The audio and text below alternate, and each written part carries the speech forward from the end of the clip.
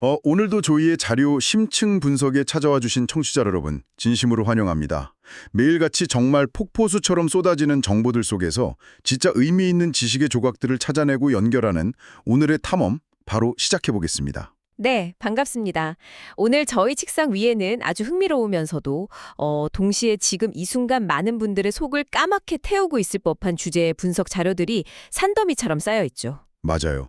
바로 코스피 6천 돌파, 그리고 막 7천, 8천 전망이 쏟아지는 이 거대한 랠리 속에서 왜 내 계좌는 꽁꽁 얼어붙은 채 그대로일까 하는 엄청난 모순에 대한 이야기입니다. 네, 최근 시장에서 나타나고 있는 전례 없는 과열 양상, 그리고 그 이면에서 폭발적으로 급증하고 있는 레버리지 투자, 또 현재의 지수 상승을 멱살 잡고 끌고 가는 AI 슈퍼사이클의 명암까지 저희가 다뤄볼 예정입니다.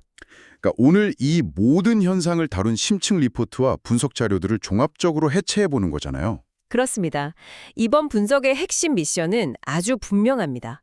지수가 과연 7천을 찍을 것인가, 8천을 갈 것인가 이런 걸 점치는 일회성 예측 게임이 절대 아닙니다. 맞추는 게 중요한 게 아니군요. 네, 이 극단적인 변동성의 장세 속에서 현명한 투자에 대한 조언을 도출하고 어떻게 이 시장에서 살아남아 내 자산을 지킬 것인가에 대한 명확한 가이드를 찾아내는 것이 오늘의 진짜 목표입니다. 정말 지금 당장 우리에게 가장 필요한 미션이네요. 사실 매일 경제 뉴스 헤드라인을 보면 연일 신고가 갱신이다, 역사적 랠리다 이러면서 축포를 터뜨리느라 난리잖아요.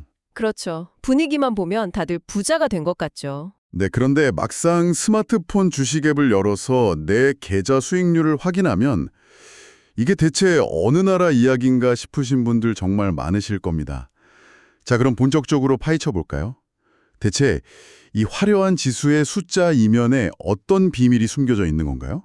우리가 가장 먼저 그리고 가장 냉정하게 직시해야 할 팩트는 바로 지수가 만들어내는 착시 현상입니다. 착시 현상이요? 지수가 오르는 건 진짜 팩트잖아요. 코스피 지수가 6천을 훌쩍 넘어서며 매일 새로운 역사를 쓰고 있는 건 맞습니다. 하지만 이 상승장의 본질을 뜯어보면 모든 기업의 가치가 다 함께 오르는 축제가 전혀 아니라는 점입니다.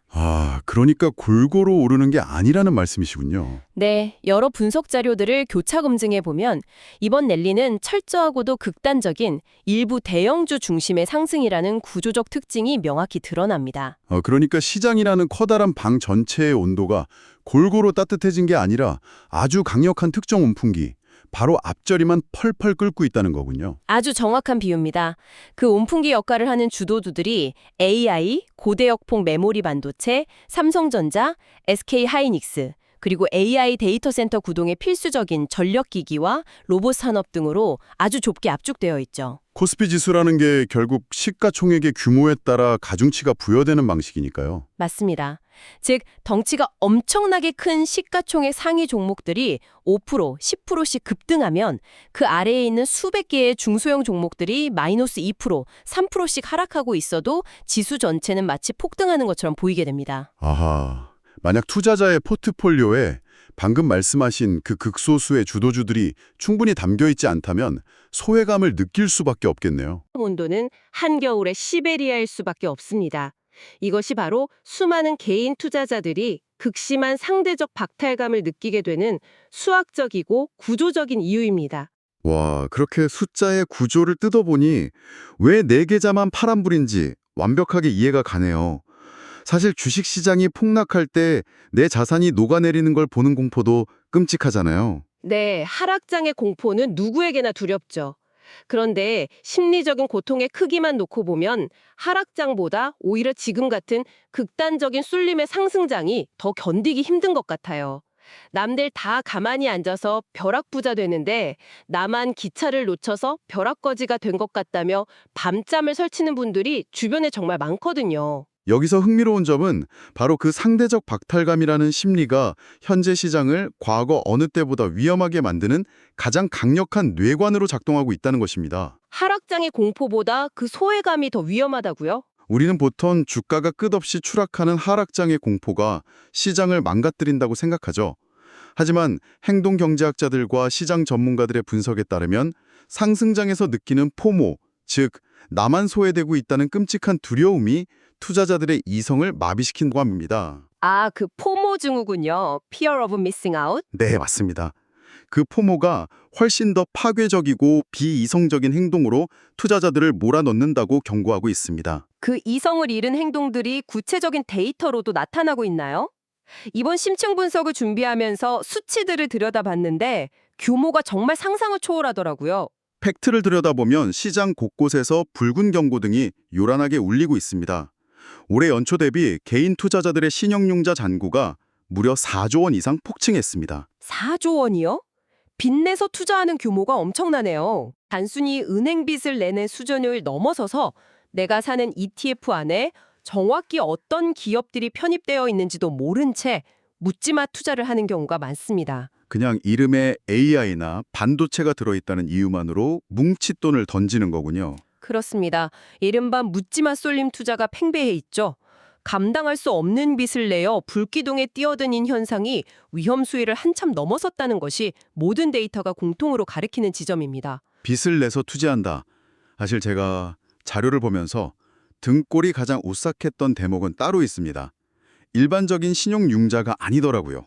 네, 초고위험 상품들이 문제죠. 맞아요. 30배, 50배, 심지어 100배에 달하는 초고위험 레버리지 파생 상품에 엄청난 개인들의 자금이 몰려들고 있다는 팩트였어요. 아니 100배 레버리지라뇨. 믿기 힘들지만 실제 벌어지고 있는 일입니다. 내가 가진 원금이 100만 원인데 무려 1억 원어치의 투자를 일으킨다는 거잖아요. 이건 투자가 아니라 언제 깨질지 모르는 1mm 두께의 얇은 유리판 위에서 눈을 가리고 방방 뛰는 것 같은 아찔한 짓 아닌가요? 그 1mm 두께의 얇은 유리판이라는 비유가 현재 레버리지 시장의 취약성을 완벽하게 그리고 직관적으로 설명해 줍니다. 진짜 상상만 해도 아찔하거든요. 100배 레버리지라는 숫자가 가진 구조적 폭력성을 냉정하게 따져볼 필요가 있습니다.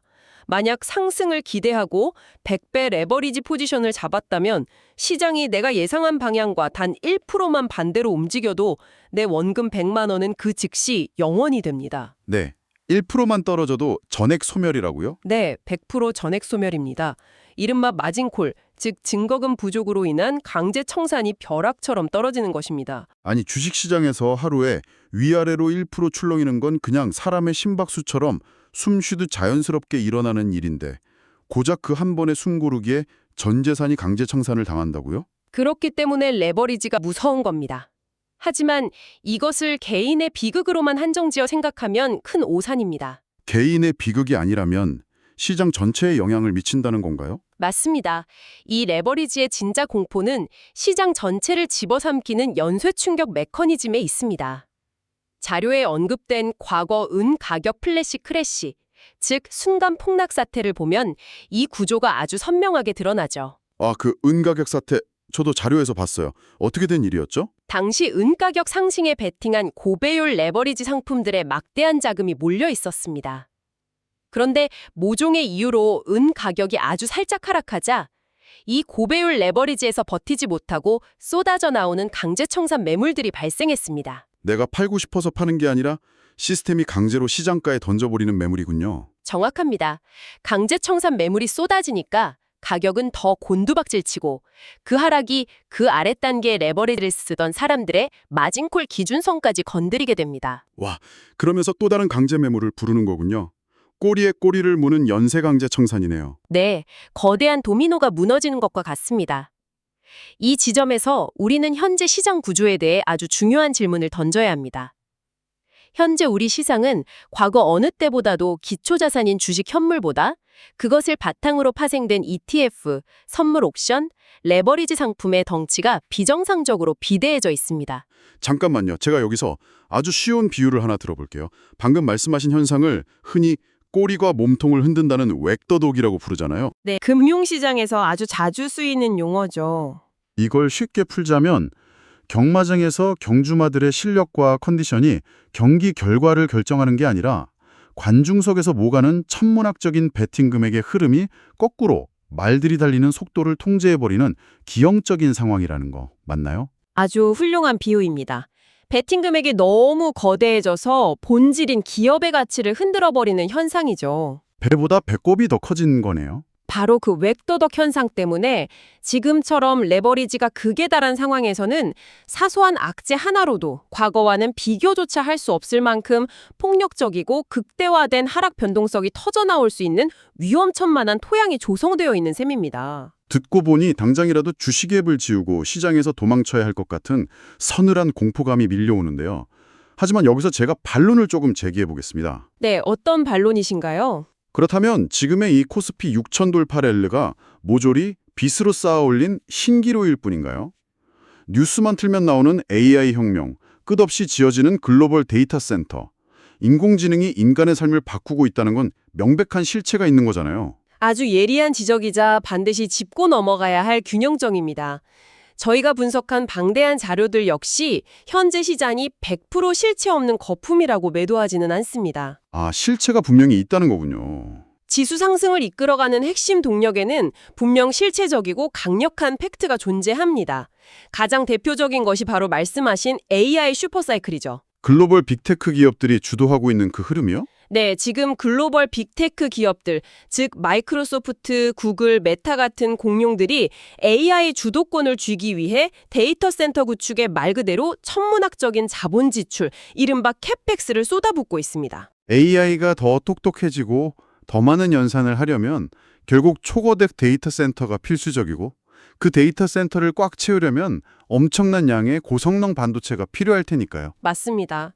그래서 HBM4 같은 초고가, 고사양 메모리 반도체의 수요가 폭발적으로 증가하며 품귀 현상마저 빚어지고 있는 것이죠. 과거의 사이클과는 확실히 다르네요. 이것을 큰 그림과 연결해 본다면 과거에 스마트폰이나 PC가 잘 팔려서 반도체 기업들이 돈을 벌던 일반적인 사이클과는 확연히 다른 국면입니다.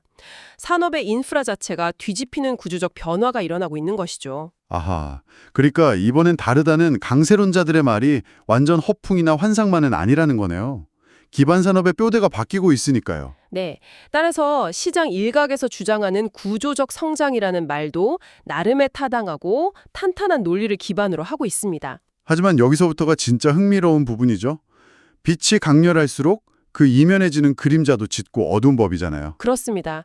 영원한 상승만 있는 시장은 없으니까요. 여러 분석 리포트들을 깊게 파고들면 파고들수록 이 완벽하고 견고해 보이는 AI 슈퍼사이클의 성벽에도 미세한 균열들이 보이기 시작하더라고요. 네, 객관적이고 현명한 투자를 위해서는 달리는 말 위에서 환호하는 동시에 발밑에 도사리고 있는 치명적인 리스크들을 조목조목 따져봐야 합니다. 구체적으로 어떤 리스크들이 숨어 있나요? 만약 현재 전 세계 시장이 멱살을 잡고 끌고 가는 대장주 엔비디아의 주가가 예상치 못한 이유로 급락한다면 시장 전체는 어떤 충격을 받을까요? 와, 생각만 해도 아찔하네요.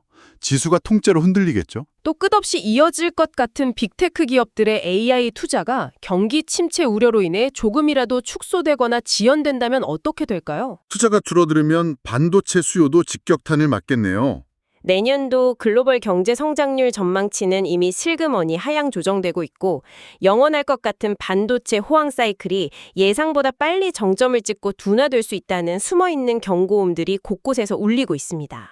제가 이해하기로는 지금 시장의 주가가 기업들이 실제로 벌어들이는 현재의 돈보다 앞으로 엄청나게 벌 것이라는 미래의 기대감을 너무 가불해서 쓰고 있다는 게 문제의 핵심 같아요. 정확히 핵심을 짚으셨습니다. 주식 용어로 설명하자면 현재 시장은 기업의 실적 증가보다 사람들의 기대감이 주가를 밀어올리는 PER 확장 국면에 깊숙이 들어와 있습니다. PER 확장이요? 그걸 좀 더 쉽게 풀어주실 수 있나요?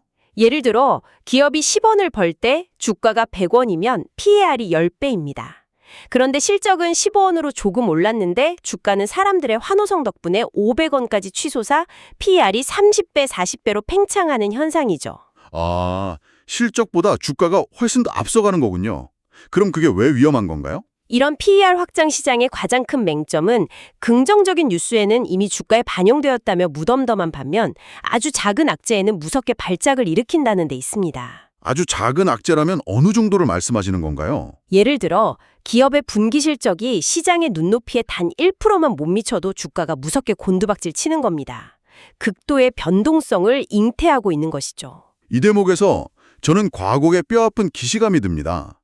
자료에서도 이 부분을 굉장히 강하게 꼬집고 있던데요. 네, 2021년의 장세와 비교하는 분석이 많았죠. 시계를 조금만 돌려서 2021년 초 코로나 이후 벼락 같은 유동성 장세 속에서 코스피가 3,100을 넘어 3,300까지 파죽지세로 올라가던 그 뜨거웠던 시작 말이죠. 재미있는 건 그때도 주식 커뮤니티나 뉴스에서 가장 많이 들렸던 말이 똑같이 이번엔 다르다 였거든요. 역사는 완벽히 똑같은 모습으로 반복되지는 않지만 그 리듬은 반드시 반복된다는 사실을 우리는 2021년에 뼈저린 교훈을 통해 배웠습니다. 당시 3,300이라는 역사적 고점을 딛고 난 후 어떤 일이 벌어졌는지 다들 기억하실 겁니다. 네, 끝을 모르고 환호하던 개인 투자자들은 그 후 2년이 넘는 시간 동안 계좌가 반토막 나는 지독한 하락장의 고통을 온몸으로 견뎌야 했습니다. 정말 고통스러운 시간이었죠. 물론 현재의 시장이 기업들의 강력한 실적이라는 펀더멘털의 지지를 받고 있기 때문에 그때의 거품 장세와 100% 똑같다고 폄하할 수는 없습니다. 환경은 다를지언정 시장을 감싸고 있는 맹목적인 낙관론의 분위기만큼은 소름 돋게 닮아 있다는 거군요. 그렇습니다. 특히 이번에 저희가 검토한 다수의 심층 분석 자료들이 한 목소리로 짚어내는 가장 강력하고 서늘한 위험 신호는 바로 이것입니다. 현재 시장의 하락을 경고하는 비관론자들의 목소리가 거의 멸종되다시피 사라졌다는 사실 그 자체입니다. 비관론자가 없다는 게 오히려 가장 큰 위험 신호라고요? 네, 모두가 한 방향만 바라보고 영원한 상승을 합창할 때 브레이크가 고장난 스포츠카처럼 속도계만 바라보며 질주할 때가 투자에서는 가장 짐을 싸고 비상구를 확인해야 할 경계의 순간이라는 것이 오랜 역사가 증명하는 투자의 진리입니다. 그래서 이 모든 방대한 정보와 팩트들이 우리에게 의미하는 바가 뭘까요? 이 복잡한 상황을 어떻게 헤쳐나갈지가 가장 중요하죠. 코스피는 6천을 넘었고 7천을 바라보고 있고 AI는 분명 세상을 바꾸고 있지만 그 이면에는 레버리지라는 폭탄이 째깍거리고 있습니다. 이 복잡하고 모순적인 퍼즐 속에서 내 계좌를 지켜내기 위해 우리 투자자들은 당장 내일 아침 장이 열리면 어떻게 행동해야 하는 겁니까? 네, 오늘 우리가 방대한 자료를 해체하고 분석한 궁극적인 목적은 단 하나, 바로 생존입니다. 맞습니다. 살아남아야 기회도 있는 법이니까요. 이 거대한 변동성의 폭풍읍 속에서 청취자 여러분의 자산을 안전하게 지키고 나아가 현명하게 불려나가기 위한 자료 기반의 5가지 핵심 생존 가이드를 지금부터 명확하게 제시해드리겠습니다. 5가지 생존 가이드? 이건 정말 머릿속에 깊이 각인해 두어야겠네요. 첫 번째 지침은 무엇인가요? 첫 번째, 시장을 주도하는 거대한 흐름 자체는 인정하되 군중의 과열된 심리와 철저하게 거리를 두십시오. 지수가 우상향하는 메가 트렌드를 부정하라는 뜻이 아닙니다. 핵심은 심리의 통제입니다. 말이 쉽지. 내가 관심 종목에 담아둔 주식이 하루에 10%, 20%씩 미친 듯이 치솟는 걸 눈앞에서 보고 있으면 인간의 본성상 거기에 뛰어들지 않기란 정말 뼈를 깎는 고통이거든요. 충분히 공감합니다. 그게 바로 인간의 심리죠. 자료들에서는 이 포모를 극복하기 위한 실질적인 행동 지침 같은 것도 제시하나요? 네, 매우 구체적인 방법론이 있습니다. 내 전체 자산에서 절대 건드려서는 안 되는 코어 자산과 트렌드에 편승해 볼 수 있는 위성 자산, 즉 알파 수익 추구용 자산의 비율을 기계적으로 분리하라는 것입니다. 코어와 위성을 아예 처음부터 분리해 놔라. 그렇습니다.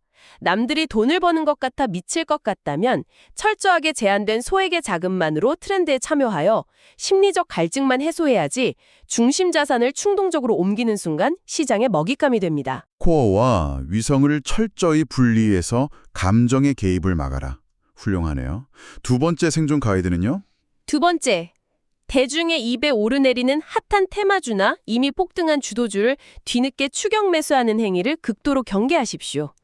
주식시장의 격언 중에 구두 닦기 소년이 주식 이야기를 하면 시장을 떠나라는 말이 있죠. 아, 그 유명한 일화요. 모두가 주식 이야기를 할 때가 고점이라는 거죠. 맞습니다. 요즘으로 치면 동네 미용실 원장님, 택시 기사님, 식당 옆 테이블의 대학생들까지 특정 AI 관련 주식의 이름을 입에 올리며 얼마를 벌었다고 무용담을 늘어놓는다면 그 종목은 이미 미래의 호재까지 주가에 다 반영된 끄트머리일 확률이 99%입니다. 아, 지하철이나 카페에서 들려오는 종목 이야기는 정보가 아니라 매도 시그널이라는 거군요. 명심하겠습니다. 여러분이 사서 수익을 낼 자리가 아니라는 말씀이시죠? 네, 철저하게 경계하셔야 합니다. 그럼 세 번째 가이드는 앞서 강조했던 폭탄, 레버리지와 관련이 있겠네요. 그렇습니다.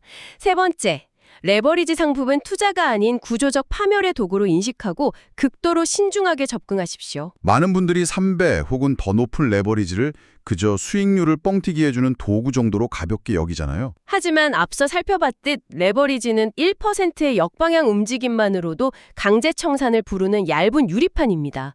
내가 예측한 방향이 맞더라도 도달하는 과정에서의 자잘한 변동성만으로도 내 원금이 삭제될 수 있는 구조적 결함을 안고 있다는 사실을 뇌리에 박아두셔야 합니다. 수익률의 배수가 아니라 파산의 배수로 인식해라.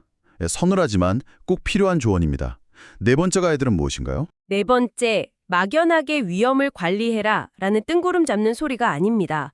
눈앞의 목표 수익률을 계산하기 전에 철저하게 기계적인 스탑로스, 즉 손절매 기준을 먼저 세팅하십시오. 벌 생각부터 하는 게 아니라 잃을 때를 대비하라는 거군요. 프로와 아마추어의 가장 큰 차이는 이 투자가 틀렸을 때 어떻게 빠져나올 것인가에 대한 시나리오 유무입니다. 시나리오가 없으면 결국 감정에 휘둘리게 되니까요. 특히 지금처럼 변동성이 극대화된 시장에서는 진입하는 순간 마이너스 5% 혹은 마이너스 8%라는 기계적인 손절 라인을 설정하고 그 선에 닿으면 내 예측이 틀렸음을 겸허히 인정하고 미련 없이 잘라내는 결단력이 내 계좌를 지키는 유일한 방패입니다. 벌 생각부터 하면서 행복 회로를 돌리지 말고 잃을 때 얼마나 잃을지, 어디서 방패를 들 것인지 하방부터 막아라.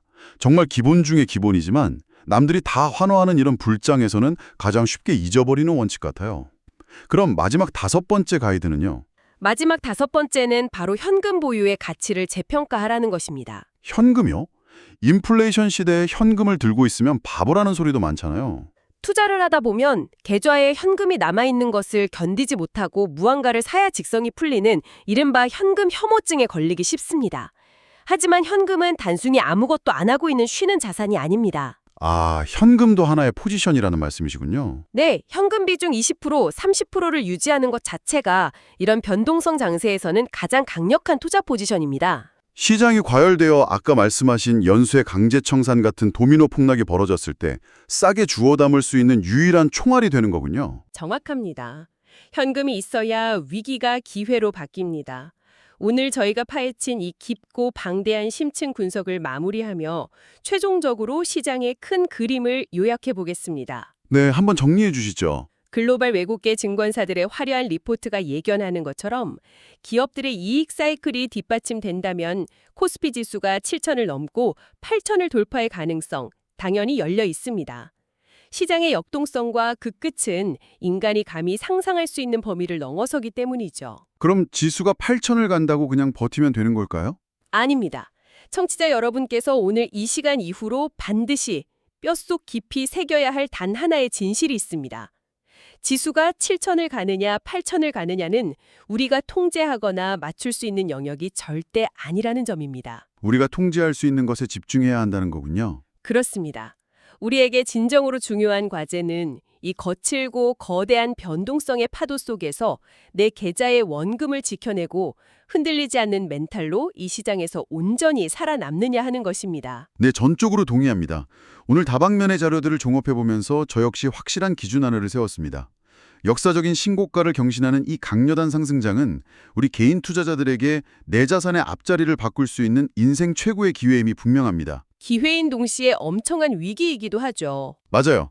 그와 동시에 나의 탐욕과 포모라는 감정에 눈이 멀어 투자의 기본 원칙을 내팽개치는 그 찰나의 순간 내가 평생 모은 자산을 단숨에 앗아갈 수 있는 가장 치명적이고 잔인한 함정이 도사리고 있는 지뢰밭이기도 하다는 사실을 잊어서는 안 되겠습니다. 자본시장이라는 거대한 용광로는 언제나 사람의 욕망을 태우며 뜨겁게 타오르고 있습니다. 그 화려한 불꽃놀이와 군중의 열정에 휩쓸려 나 자신마저 재가 되어버리기보다는 한 걸음 물러서서 차갑고 냉정한 시선으로 시장의 구조를 관통해보는 것, 그것이 필요합니다. 객관적인 시선이 어느 때보다 필요한 시점이네요. 그것이야말로 이 험난한 금융생태계에서 현명한 투자자가 반드시 장착해야 할 가장 강력한 무기이자 계좌를 우상향으로 이끄는 최고의 덕목일 것입니다. 맞습니다. 오늘 저희가 치열하게 해체하고 분석한 이야기들이 지금 이 순간에도 매수와 매도 버튼 사이에서 치열하게 고민하고 계실 청취자 여러분의 투자 나침판에 작지만 흔들리지 않는 기준점이 되었기를 진심으로 바랍니다. 원칙을 지키는 투자가 결국 승리합니다. 코스피 6천, 7천 시대라는 화려한 숫자들의 축제 속에서도 절대 나만의 투자 중심을 잃지 마시길 바랍니다. 냉정과 열정 사이, 우리는 지금 그 어느 때보다 철저하게 냉정함이라는 무게추에 우리의 닻을 내려야 할 때입니다. 오늘 저희가 준비한 심층 분석 탐험은 여기까지입니다. 함께해 주신 청취자 여러분, 현명한 투자로 시장에서 굳건히 살아남으시길 응원합니다. 감사합니다.